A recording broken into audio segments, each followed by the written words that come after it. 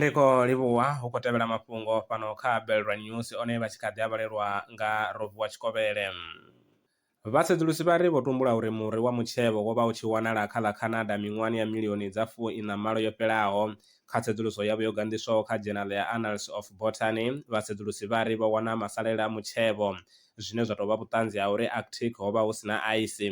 U ya nga vasedzulusi, mawanwa avho a khou ṱanḓavhudza kupfesesele kwa kilima ya tshifhingani tsho fhelaho. Tsedzuluso yo rangwa phanḓa nga Connecticut College.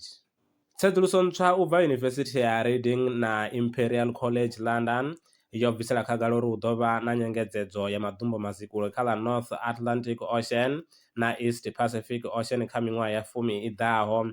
Vhasedzulusi vho shumisa modele wa mvumba mutsho une wa bva kha vhatshumelo ya mvumba mutsho kha la UK. Tsedzuluso ya anḓadzwa kha Journal NPJ Climate and Atmospheric Science.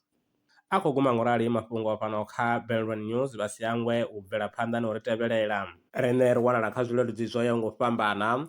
U tou thoma hanefha kha Spotify hune ha vha Belra News, TikTok @Belra News, X Twitter @Belra News, YouTube channel yashu ndi @Belra News, email ndi news@belrandbrands.co.za.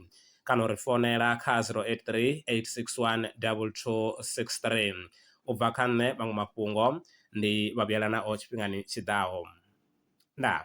Belran Brands Fast Foods vhengele ḽavho ḽo vha farela zwiḽiwa zwa maimo nahone zwa u ḓifhelela. A vha ḓi vha fhenye nḓala nga u ḓiwanela zwiḽiwa nga mutengo wa fhasisa. Plate ya ṋama ya kholomo ndi 40 randa fhedzi, plate ya magulu nayo ni ka 40 randa fhedzi, ngeno plate ya vorosi na mukokoroshi hu 35 randa fhedzi. Ri dovha ra rengisa machips, magwinya, tea na coffee ngeno ri tshi deliver kha vha re Thohoyandou. Vha ri wana Elegant Garage, JJ Motors ya kale, tsina Glass Fit kha ḽa Thohoyandou. Kha vha fonele Masa Mulaudzi kana hu ḓivha ene Mulaudzi zwino 071 430 4461.